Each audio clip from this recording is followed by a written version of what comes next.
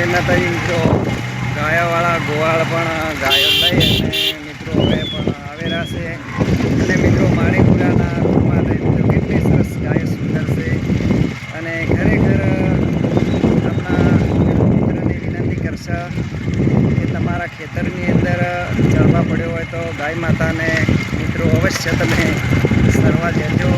અને મિત્રો કહેવત છે કે જેને હાલશે ટુકડો તો હરી આવશે મિત્રો ટુકડો.